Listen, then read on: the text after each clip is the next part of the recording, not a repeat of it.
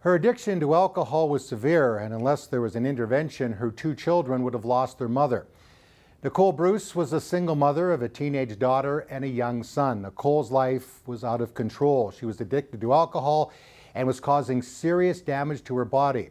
She had failed relationships, including a difficult and painful divorce. Nicole, welcome to 100 Huntley Street. Thank you. So let's go back to childhood. You went to church. It was a big part of your life.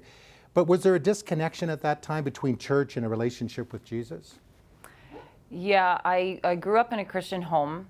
I went to church, went to a Christian school, but I didn't follow in that path. I took a different path. I was a rebellious teenager. I started working in the bar at a young age. Why do you think you went that direction as you look back now, or does it even make sense to you? It doesn't really make sense. It just wasn't really a part of your life then? No, it wasn't. It was more like I was forced into going to church. So you got involved in working in the bars, you didn't have a dad in the home, you got into relationships, and did you at that time see your life kind of spiraling out of control a bit? I did, yeah, after having some failed relationships, going through some traumatic things in my life, I turned to alcohol just to numb those feelings, to get away from that. Was it more social at the beginning in terms of your drinking, and then did it accelerate over time? It was social, working in the bar and just going out in the evenings. It was social. It wasn't an everyday thing. Yeah, up until I went through those traumatic things, then I started to numb the pain with alcohol.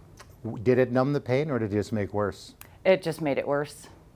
It numbed it for a little bit, but it just eventually spiraled out of control. So 3 years ago, yeah, you really hit rock bottom. Tell me what you were feeling about at that time, because I know you were living with a family members, and you were staying in the basement. You were drinking a lot. Were you becoming hopeless at that point? I was feeling worthless. I was feeling hopeless. I felt that there was nothing going right in my life. I was neglecting my children. I wasn't focusing on myself. I was selfish. I was lying to myself. I wasn't truthful to who I was. Were you feeling shame at that point? A lot of shame and guilt. And your daughter, Michaela, who I know you love a lot, she was confused, I'm sure, at this time. So what was your mindset? Were you thinking that I'm just not going to live any longer, or was there any hope in you, Nicole? Not really. Just the addiction is so disgusting. It completely takes over, and you're such a selfish person when you're in addiction. So I was hopeless. It just didn't care enough about myself to care enough about them. Family intervention. The family comes together, they call you in. Nicole, you can't keep living like this. A number of bottles of alcohol were found in your room. How did you feel at that point? Did you feel ganged up on by the family a little bit? A little bit, from what I can remember. I felt a little bit ganged up, but I also knew eventually that time would come. There's only so much that you can hide, right? Did you want help at that point, or were you still kind of I can do this on my own? I always thought that I could do it on my own.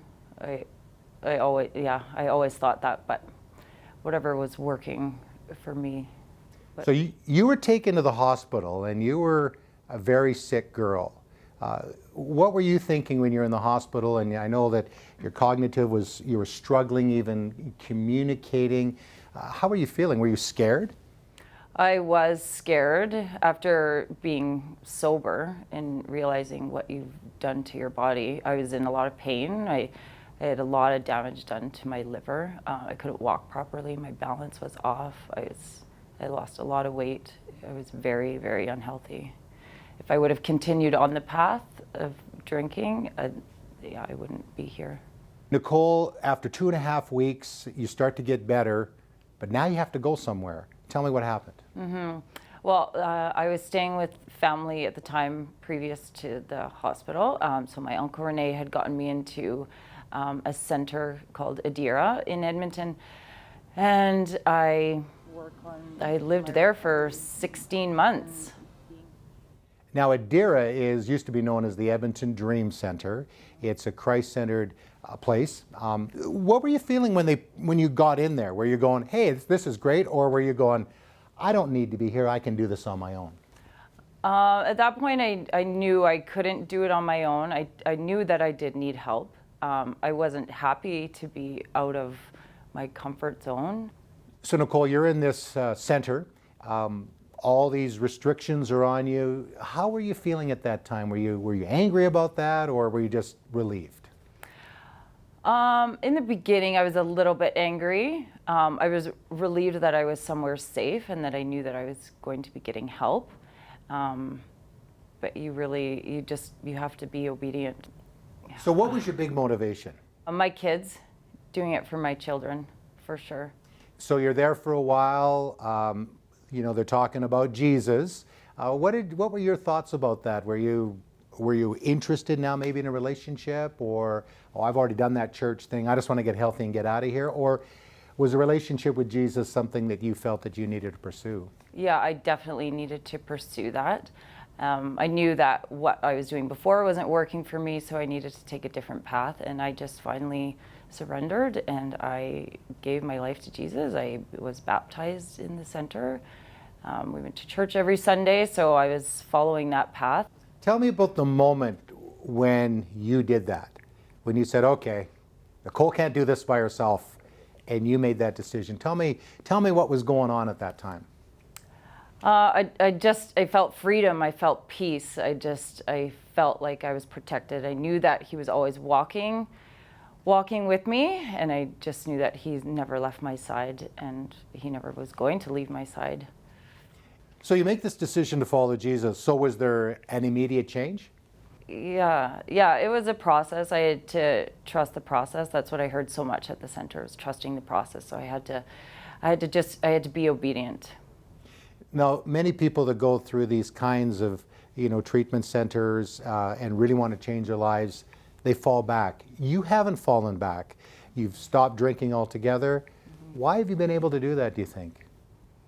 Definitely God in my life, trust and faith, knowing that if I'm taking this path that he's chosen for me, good things are going to happen.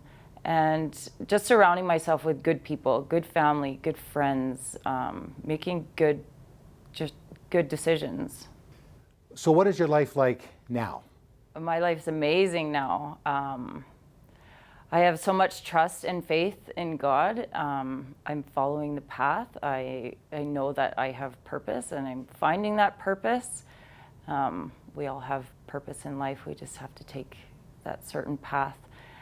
I have a great job. My kids are with me all the time. We have a great relationship. I have great family, great friends, healthy relationships.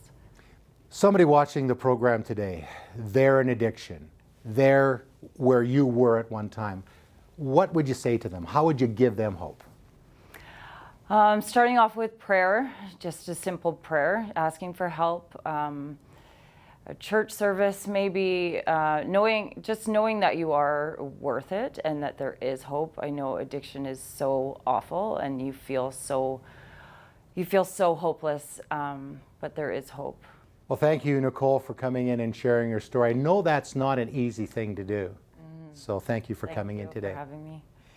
And if you're feeling that way, and maybe you're stuck in addiction or you're feeling worthless, there's a God that loves you because you are of value. And there may be parents watching or grandparents watching and say, well, my child or my grandchild is in addiction. I feel hopeless. Well, I can tell you that there is hope. One thing I didn't mention, that Nicole is my niece. I've known her since she was just a little baby. And we've seen the transformation in her life, and we were scared. We thought we were going to lose her. But she's with us, and her life has been transformed. God is in the business of transforming lives. He's in the business of doing miracles. We always have people standing by if you want to talk to somebody and just say, you know what, I've hit the bottom. I need help. 1-866-273-4444 is our prayer line. And just call in today because there's hope in Jesus. We'll be right back.